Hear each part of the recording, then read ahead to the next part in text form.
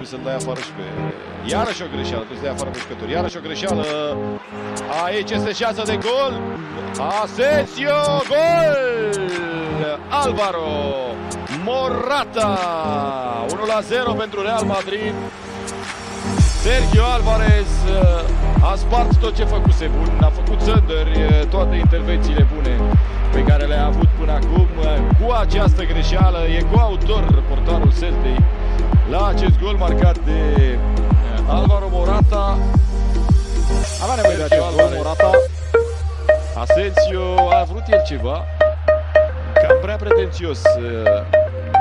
Amândoi prea poeți Aici, da? Și Sergio Alvarez. Bun, asta e o intervenție bună, dar trebuie să uităm.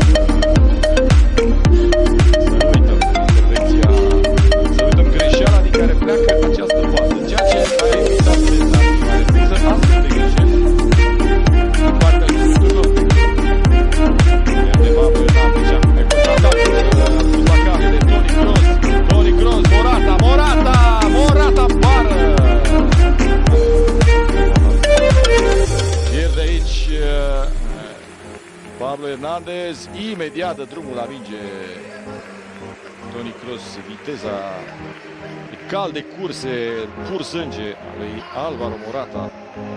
Nu știu, eu tot stau și mă gândesc ce de toate felurile. Guidetti s-a întors bine, Oreana, șutul lui Oreana, gol! Celta, am tot spus că este poate cel mai periculos, cel mai bun jucător al Celtei și iată-l pe Oreana marcând. Ce gol frumos, mingea, dacă nu cumva e deviată, dar nici n-are importanță. Traiectoria e splendidă a șutului, traiectoria balonului e splendidă, nimic de făcut pentru Kiko Casilla. Acum a început repriza. E normal ce se întâmplă, e normal să vedem goluri. Aia normal ca acolo, avea dreptate Marcelo. Marcelo făcea semn aici. Ea normal ca el să vină, să vină într-o zonă unde nu era nimeni.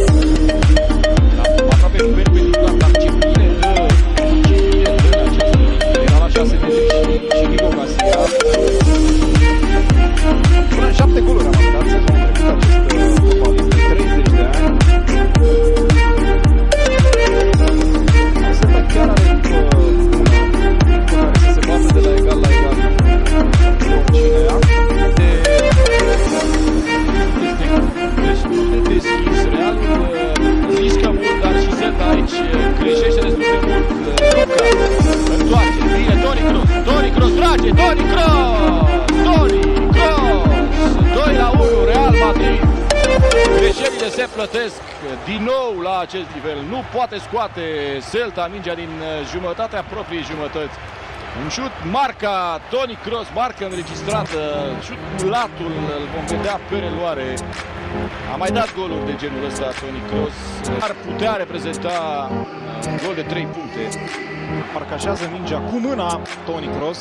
Excepțională calitatea acestui fotbalist. Aici o minge recuperată, după care greșește Johnny. Foarte bine gândește însă faza. Excepțional gândește Toni Kroos. Foarte bine gândește Lucas Vázquez. Excepțional însă Toni Kroos. Ce efect, ca la biliard.